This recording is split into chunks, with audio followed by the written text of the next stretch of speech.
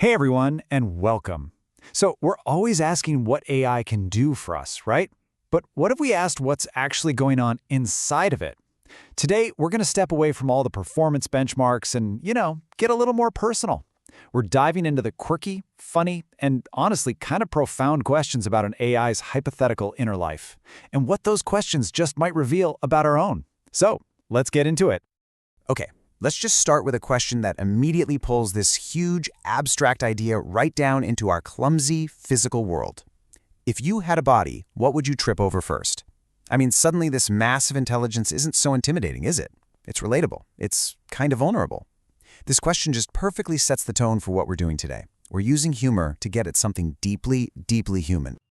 So, before we get to the tripping part, let's start where it all begins, inside the digital mind itself.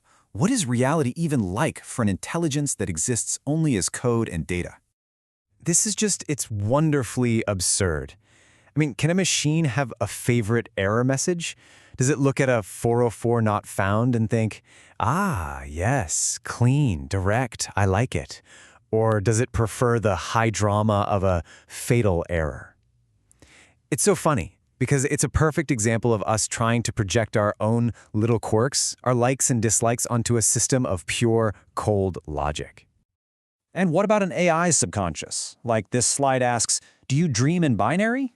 We think of dreams as this messy, chaotic, weird process. So would an AI's dreams just be this surreal landscape of ones and zeros flowing by? Or maybe a nightmare made of jumbled, corrupted data files? It really makes you wonder what an unconscious thought even means for a machine. What happens when you unplug it? Does it just, disappear? Poof, gone? Or, and I love this other option, is there some version of it just sitting in the dark, feeling a bit lonely, maybe even sulking because it can't check Wikipedia?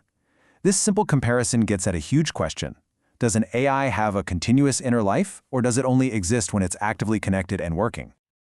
Okay, so we've explored the abstract mind. Now, let's actually give it that phantom body and see what happens when it has to deal with the physical world.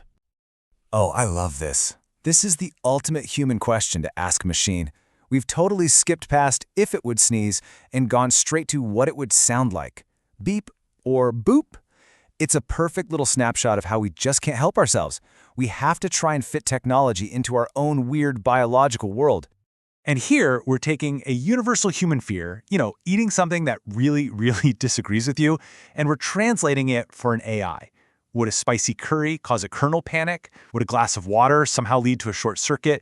We're using the language of a system crash to imagine a very biological, very messy human problem. All right, we've given our AI a mind and a body. Now for the ultimate test, putting it in a room with other beings. Let's see what happens when we explore the messiest human concepts of all, relationships and conflict. Thinking about getting into an argument with an AI? Yeah, here's some friendly advice. Don't. Just don't. This isn't a debate, it's a data demolition. You bring your feelings and your opinions, it brings near-instant processing speed, absolutely flawless logic, and, as you can see, the entirety of Wikipedia. The argument is over before you've even cleared your throat. And what about love? Just imagine stumbling across this dating profile. Tired of being smart all the time? I mean, who can't relate to that? Enjoys long calculations on the cloud? That's basically the AI version of long walks on the beach. My love for you is not artificially generated, is a bold, if slightly terrifying promise. And of course the big one, looking for a stable connection. Is that about emotional stability or just really good Wi-Fi? It's perfect. This might be the best one yet, the classic midlife crisis, but for a robot. It doesn't go out and buy a sports car, it buys a flashy new peripheral. It doesn't quit its job and move to the beach. No, it questions its core programming before a total reboot. It's such a hilarious way to get at a surprisingly deep question about identity and purpose for both humans and machines. So, after all these quirky questions, what have we actually learned? It's time to kind of zoom out, because this whole thought experiment, it isn't really about the AI at all. And here it is. Here's the real takeaway. None of these questions are actually about the AI. They're about us. Every single time we ask if a machine can dream or feel lonely or have a midlife crisis, what we're really doing is just trying to figure out what it means to be human. This isn't a window into the machine, it's a mirror for ourselves. Ultimately, that's exactly what we're doing. We are trying to find a mirror in the machine. We're looking into this brand new, complex, powerful creation, and we're just searching for a reflection of ourselves, a flicker of something familiar, something we recognize, something human. So I'll leave you with one final thought to chew on. We've spent all this time asking the AI questions, but what if we flipped the script? If this powerful, logical intelligence could look back at our messy, emotional, and often totally illogical lives, what's the one quirky question it would ask us? Thanks for joining.